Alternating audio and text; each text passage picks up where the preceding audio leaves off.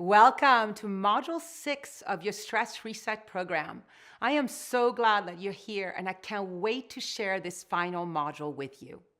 Last week, we explored relationships and we looked at how radically different relationships can feel when you're in the red zone or in the green zone. You learned two feel-good relationship habits, one called Find What's Right and one called Responsive Communication. The Find What's Right habit asks you to look for three positive qualities in another person when you're in the red zone.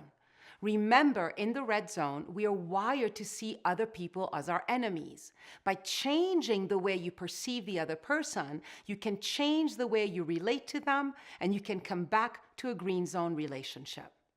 The responsive communication habit helps you communicate with someone else when they are in the red zone. Instead of reacting and getting pulled into the red zone with them, you can remain calm and respond with the short script you learned in last week's video lesson. For your homework, you spent your last week practicing these two habits. What was it like for you to practice them in real life? Did you find that you were able to relate to others more easily? Did it improve any of your relationships? I encourage you to continue practicing these habits consistently. And now let's shift our attention to the current module. Module 6 is going to help you create better physical health. Your health is the most important thing you have.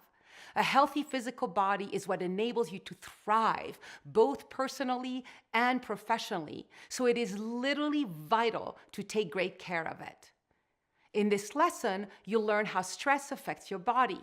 You'll also explore how you relate to your body in the red zone and the green zone.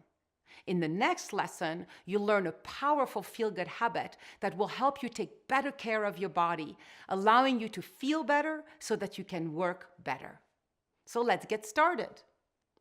You've heard that chronic stress isn't good for the body, but do you actually know why? Chronic stress affects virtually every system in the body. That includes the central nervous system, the cardiovascular system, the muscular system, the reproductive system, and even the immune system. Remember, our bodies are only supposed to be in the red zone for a short period of time when we experience danger. Once the danger is past, we're supposed to go back to the green zone, the relaxation response, where our bodies can heal. When we experience chronic stress, we stay stuck in the red zone for too long, which creates all kinds of negative consequences for your body. Let's take a closer look at these consequences. Starting with the nervous system, chronic stress seriously impacts your brain. Chronic stress disrupts your memory, your capacity to pay attention, and to learn, all of which are critical to your ability to function at work and beyond. Have you noticed that when you're stressed, it's harder to remember small details, it's harder to stay focused for long in a meeting, and it's harder to learn a new skill that's important for your job? Stress also impacts your decision-making capacity. As you know, when you're in the red zone, you can't think rationally, so you're vulnerable to making poor decisions, like overreacting to a coworker, putting off a report for too long, or sending an important email without editing it, all of which can have serious consequences for your job. Moving on to the cardiovascular system, stress forces your heart to work harder than it needs to. As a result, your blood pressure increases, and so does your risk for having a stroke or heart disease. When your heart isn't working properly, your energy is impaired and you can't give your best at work. In the muscular system, chronic stress strains the muscles, which causes headaches, back, neck, and shoulder pain. We all know what it's like to feel stiff or achy as you sit at your desk all day. You can easily feel more irritable, tired, and distracted. In the reproductive system, chronic stress dysregulates testosterone and estrogen and lowers libido. Imbalanced hormones can lead to fatigue, low mood, and weight gain. And finally, chronic stress weakens the immune system.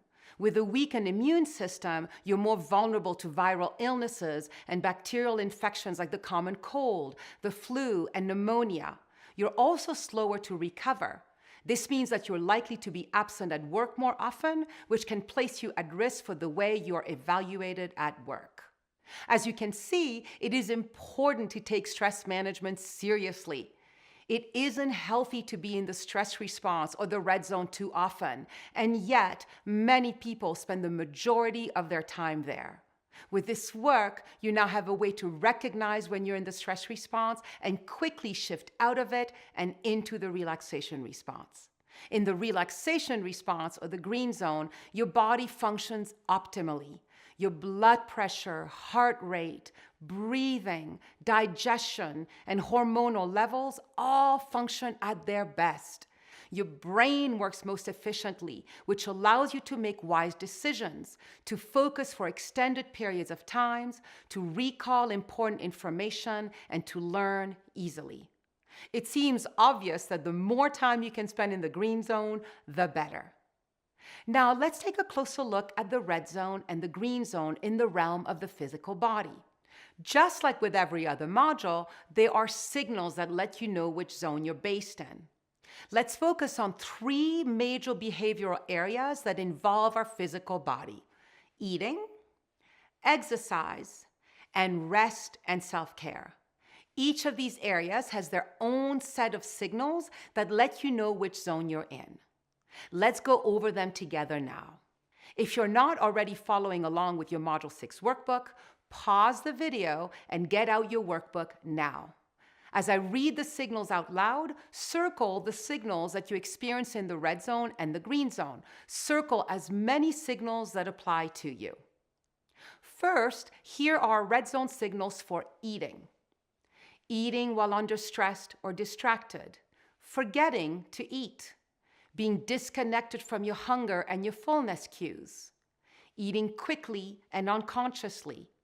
Eating primarily unhealthy foods.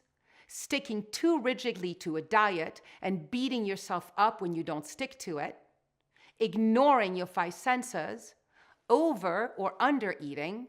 And finally, feeling guilty or ashamed after you've eaten. Now, here are the green zone signals for eating.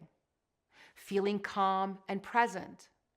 Being connected to your hunger and fullness cues and respecting those cues. Eating slowly and mindfully. Eating healthy foods. Eating treats occasionally and allowing yourself to enjoy them. Using your 5 senses. Eating the right amount of food for your body's needs. Eating with the intention of caring for and nourishing your body. And finally, feeling grateful for the food you've eaten. Now, here are the red zone signals for exercising. Exercising while stressed or distracted. Being disconnected from whether your body needs to exercise or recover. Over or under exercising. Forcing yourself to exercise. Being overly concerned with the way your body looks. Criticizing the way your body looks. And finally, feeling guilty or ashamed if you fail to exercise. Now, here are the green zone signals for exercising. Being aware of and sensitive to your body while exercising. Being connected to whether your body needs to exercise or recover and respecting those signals. Doing a healthy amount of exercise. Exercising because you genuinely want to. Accepting the way your body looks. And finally, appreciating your body for all the wonderful things it does. Now, here are the red zone signals for rest and self-care. Holding negative beliefs about rest or self-care like this isn't important. Being disconnected from your body's cues that it needs rest or self-care. Not getting enough rest or getting too much rest. Overworking yourself. Not making time for rest or self-care intentionally or unconsciously. Putting others' needs first at the expense of your own. Putting your needs first at the expense of others. And feeling undeserving of self-care. Now, here are the green zone signals for rest and self-care. Holding positive beliefs about rest and self-care like this is just as important as doing. Being connected to your body's cues that it needs to rest and respecting those cues. Getting sufficient rest and self-care on a consistent basis. taking breaks throughout the workday, viewing rest and self-care as a priority and making time for them, striking a healthy balance between caring for yourself and others, and feeling worthy or deserving of self-care. As you can see, the ways you take care of your body in the red zone and the green zone are very different. You might also have noticed that there are some areas in which you do take great care of your body, with eating, for example, but others where you don't. Maybe you don't exercise enough, for example. Or you could be a green zone champion with exercise, but you don't allow yourself enough self-care and rest. This is completely normal. Just notice without judgment and allow it to inform what area you will focus on in lesson 2. At this time, we are now finished with lesson 1. In the next lesson, I'm going to show you how to take care of your body in a healthy way, in the green zone. Thank you so much for listening, and I can't wait to speak with you in the next lesson.